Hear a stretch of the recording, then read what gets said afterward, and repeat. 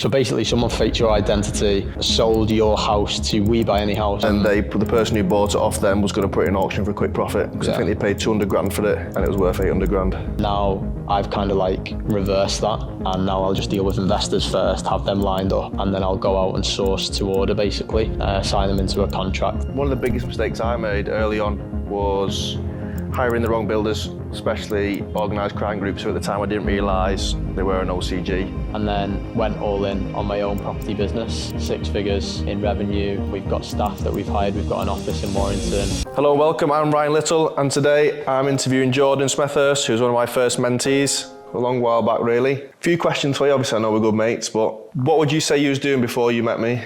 So before I met you, I was a joiner, so I was working on building sites and didn't really know what I wanted to do. I knew I wanted to get into property, but I didn't really have like a clear roadmap or knowledge of it. And there weren't sort of like half as many property gurus as there are now in the industry. So I was trying to kind of find a route into it. So I finished my joinery apprenticeship, and then I was doing a load of different dead end jobs, working in warehouses, doing bits of labouring, doing bits of joinery, and just trying to kind of figure out a way into property. And that's kind of where I came across a Facebook post of yours, sort of looking for, I don't know if it was a joiner or a labourer at the time, and I just messaged you, and then that's kind of where it started. Is that where it was, on Facebook? Yeah, that's where it started. And then the next day we met in Starbucks, and then I just started working with you from there, literally the day after. Yeah, I think the day, I was like the first day you worked, we went to the house in Salford. Yeah, the first day I started working with you, we went to the house in Salford that you own, which was was it like a 5-bed detached? It was a 5-bed detached, yeah. Yeah, and the plan with that one was to knock it down eventually, but you were just sitting on it while you were getting planning. Yeah. Yeah, and you got a call, I remember, because I was like, what the fuck, this is so weird. You got a call from your architect, wasn't it? Yeah, saying that I didn't realise you were selling the house. Yeah, didn't realise you were selling the house. Didn't realise it was on the market. Yeah. And you were like, what the fuck, it's not on the market. It's, you know, I'm just sitting on it while it's getting planning. What are you on about, type thing, and then... So obviously, for people who don't know, we drove down, obviously just to see what was going on, because there was a for sale sign outside the house. Got there saying it was going to auction in a couple of weeks. So we thought, obviously that's strange, because I've not put the house into auction. And as we went in there, obviously we found out there were squatters living in it. It was the first day. But beforehand, we were kind of a bit like, we didn't know how to prepare for this situation. So I remember like, I had like this big spade or something. And I had a stick. You had this big stick. And then we went in there, you had a stick, I had a spade. And we just like, we were just expecting some sort of conflict, but it was just a load of addicts living in there. And I remember the fire was on. Yeah, no, the cooker was on for heating. Full blast. All you could smell was like gas throughout the whole property. And the people who lived in there, they were saying it's their house. Yeah, because they paid rent to somebody. Yeah. Oh, what a nightmare that was. They paid rent to the fake me. So basically, someone faked your identity, sold your house to We Buy Any House. Yeah. And then the person who bought it off them was going to put it in auction for a quick profit. Because I think they paid 200 grand for it. Yeah. And it was worth 800 grand. That's crazy. So the fake me walked away with 200 grand. But anyway, what would you say your experience was working with me? What did you find that was useful or valuable? Or what did you learn? Obviously, when we first started out, I wasn't basically teaching how to invest in property, it was more work for me. So what did you pick up just from being around? I think pretty much all of the fundamental basics, really. Like I definitely wouldn't be where I am now if I hadn't have met you, because I didn't know anything to do with property, like assets, liabilities. I think we went into detail on that. And I remember sitting down on like the first day, and we went into like, you know, how to utilize like credit cards, making sure that you're spending money on credit cards, paying it back on a monthly basis, so you're building your credit rating, so that you can get a mortgage, and you know, like putting goals in place as well, because like obviously at the time I was only 20, and you know, you don't really think about goals and all that stuff at that age. And I remember because I obviously was seeing what you were doing with buying all your houses and stuff. We kind of put a goal in place to like buy my first property by the end of the year, but obviously at that time we didn't really know how I was going to do that, because I wasn't able to get a mortgage or anything like that. Yeah. And that's where, you know, we was able to do that through the leads that we were getting in from the properties, and then investor finance, and then obviously built the sourcing business from there. So yeah, learned a lot. And I think Well, we'll come on to that in a minute. That property, what was it on? What road was it on? it was on Robbins Lane, yeah. Going back to this, obviously, how would you describe my approach or style? Some people can say I'm quite blunt sometimes, or what do you think? How would you describe my Autistic. Yeah, autistic? Uh, In what way? I just think like you know the way that you work in, and like I don't know how to explain it really. You're just like you work in a certain way, and that's kind of like what works well for you. Yeah. And you're quite like detailed on certain things. Like obviously, like the first or second day, I know you had like everything like written down on like a notepad of like planning the whole thing out. So I think like attention to detail, but like in a, I guess like autistic way. Do you know what I mean? What, like a Rayman numbers thing? Yeah. But that's good. Obviously that works. It works for you and it's made you successful. So yeah. So going on to Robbins Lane, then what was, how did we come across that, or what was it? What was the plan? I remember we had it sent to us by an agent. Did I have the estate agents open at that point or not? No, I don't think so. It was Claire Who sent it over? who sent it over. Because I remember she rang me and said, "Oh, I've got this property coming on the market in a couple of days. It's run down. The windows are all boarded up. Do you want to see it?" And at the time, obviously, we'd started the sourcing business, and they're the type of properties that we were sourcing anyway. So I said, "Yeah, let's go and see it." So we went round. Obviously, it was all boarded up. All the front drive was overgrown. The back garden was overgrown, and Do you remember the smell? I do remember the smell, yeah, because it smelled throughout the entirety of the refurb. Basically, someone died in there, so it stunk. And he seeped through the floorboards, just to get into the detail of it. But yeah. And when the plan was the plan originally for you to buy that, or were you just going to source it on, but then obviously the numbers stacked up? Yeah, the numbers stacked up where I was able to do it and make a profit and obviously raise the finance, and I ended up being able to purchase it. So it ended up working in the end. But yeah, the original plan was to just source it on. And at the time, like I was trying to figure out how I could buy my first one. Yeah. And yeah. So what was the solution that we come up with? Obviously, you was 20 at the time. And you was employed by me, but not on an official basis where you need so many months' pay slips, etc. I think you was living with your grandparents at the time. Yeah. What was the solution that we come up with? So basically, residential mortgage, and then raising the finance from investors, which is probably one of the most important skills in property, is learning how to raise finance, because that's how you've been able to grow your portfolio. And that's what I'm doing now as well. So that's probably one of the fundamental skills that I've learned from you, is being able to like deal with investors, work with investors, kind of present deals to them. Because I think initially, like, we used to view like a lot of properties, and I wouldn't know what I know now without going through that situation of just viewing like 40 properties a month, and just putting so many offers in and just doing the numbers. Do you think people still do that nowadays? Obviously, because I don't know if a bit of my methods are a bit, I don't say outdated, but more traditional. Do you think people are still going out doing that amount of viewings or not? I think there's a lot of different ways that people implement now to get leads that is more time efficient. I think like if you have I suppose at the time we had quite a lot of time available, didn't we? So we could go and put in that work. Yeah, and it depends on how you're operating your business, because like a lot of the thing that I talk about now is to like buy back your time through being more investor led, as opposed to going out viewing hundreds of properties without actually having an investor there signed up.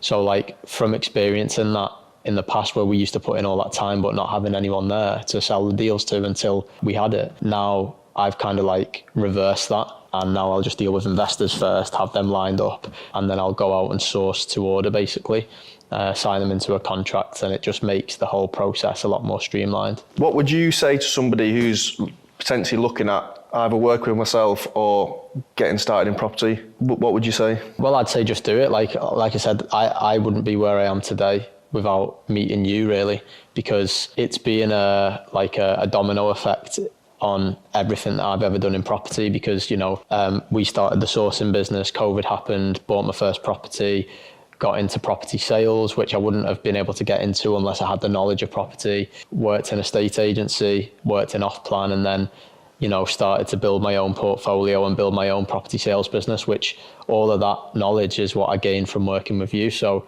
yeah, I would say 100% would recommend working with you on a one-to-one basis. And who do you think it's suitable for? I would say for anyone who wants to get into property but isn't sure how to go about it. They see probably a lot of things online about how to get into it, but not sure like who to trust.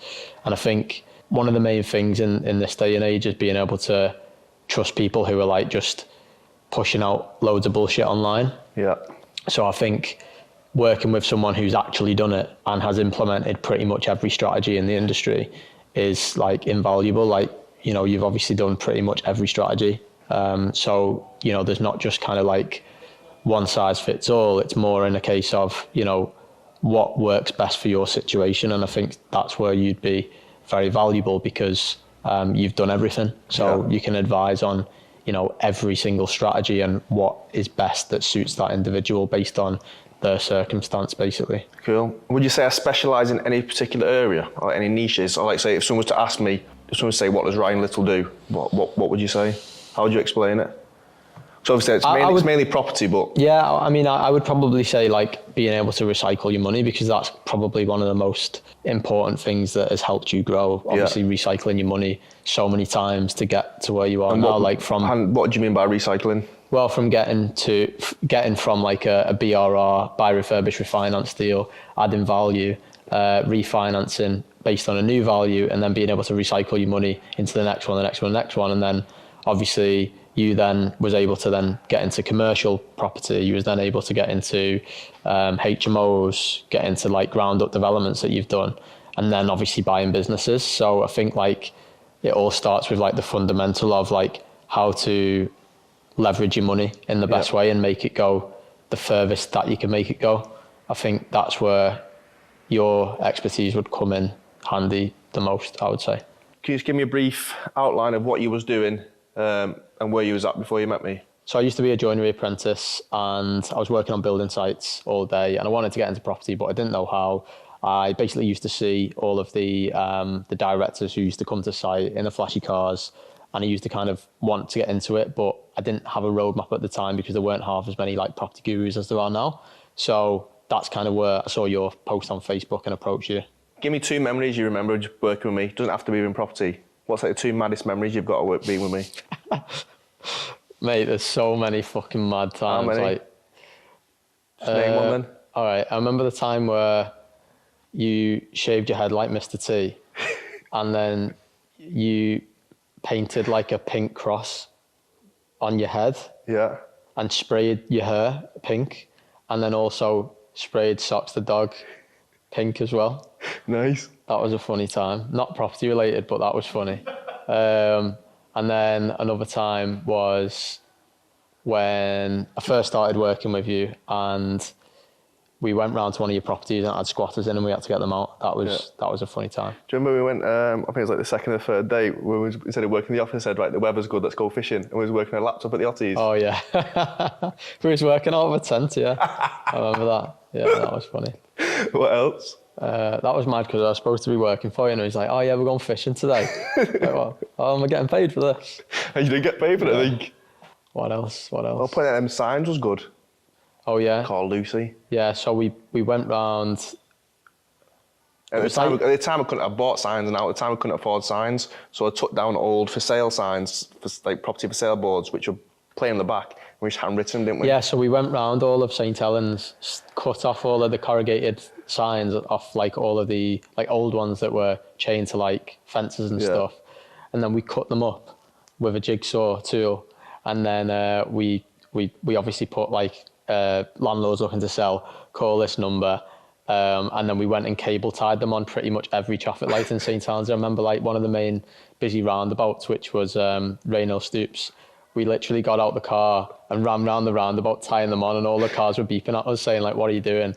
But like, I remember at the time, because we had like a little burner phone.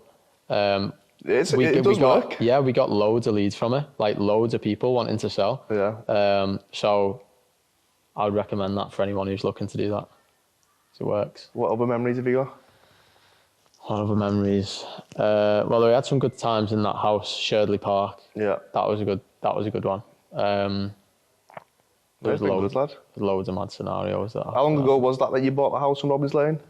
That 6 years ago? 6 years ago, yeah. 6 years ago, yeah. Obviously, I bought that right at the start of COVID, and then COVID hit, and then all prices went up. Yeah. And I didn't know, how I was actually going to complete on it, but then managed to get it done and make a good bit of profit on the back end, about 30k. Yeah, so it's a good deal in the end. Sick. What's the biggest mistake that you've ever made in property, and how would you advise other people not to go down that route? One of the biggest mistakes I made early on was hiring the wrong builders, especially organised crime groups who at the time I didn't realise they were an OCG. But basically I got them into a refurb at the HMO I've got in Salford. Within 1 week, they knocked everything back to brick. They took out all the joists, so at that point I had no option other than to put everything back. So obviously we agreed a price, 25k for a full refurb. And then as you know, this is going to be extra, this is going to be extra. And then by that time, they're ripping all the building out. So basically you're forced to put everything back new. Yeah. That was the main one. Also, over leveraging. When I built the houses in Worsley, I over leveraged. Well, I didn't really over leverage, but the interest I was paying, again, due to poor builders, the project was delayed. I was paying £1,000 a day in interest. I don't know if you can remember me at that time, but I was proper stressed. Yeah. Stressful time. And also, when I was first starting out, taking too much on. So I think when I first started out, I tried to get, I think I got 7 properties or so in the first year, first 12 months, thinking, oh, this is ace, but then you just get burnt out. Would you say that that is something that you would advise people not to do? Because obviously that's it's a good goal. So at the put you time, in a good maybe position. I'm looking at this in a reflective point because now I'm 10 years on and I don't exactly need the money as much, whereas when I was starting out, I've got that hunger. Whereas now, really, maybe I want a more easy life, Yeah. a bit hands off. But yeah, just managing your time and just making sure you're doing things in a healthy way. Yeah. Oh, yeah, Yeah. like on the back of working Yeah. with you. So I'll tell you, so basically, going back to before, obviously you got your first property when you were 20, when you was working with me. What have you gone on to do since then?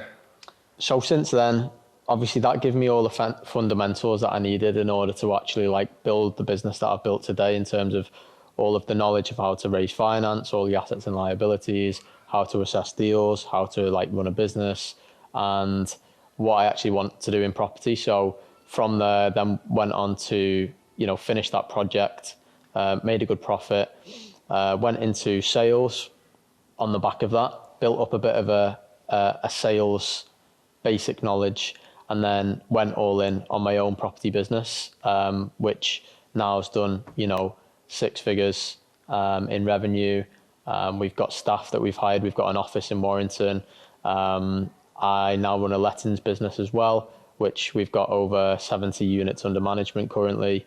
And also we have the Property Club community, which is essentially a network of people who want to network with like-minded individuals, people at all different experience levels, who can basically help grow each person's network.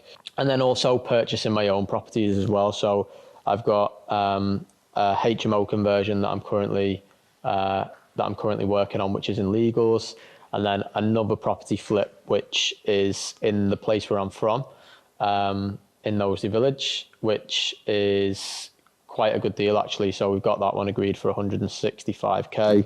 Refurb's going to be about 20, and then the end value is going to be about 245. So on paper, that's all money out, and that'll be a great deal. So yeah, built a good property business on the back of it, built good cash flow, and all from meeting you, really.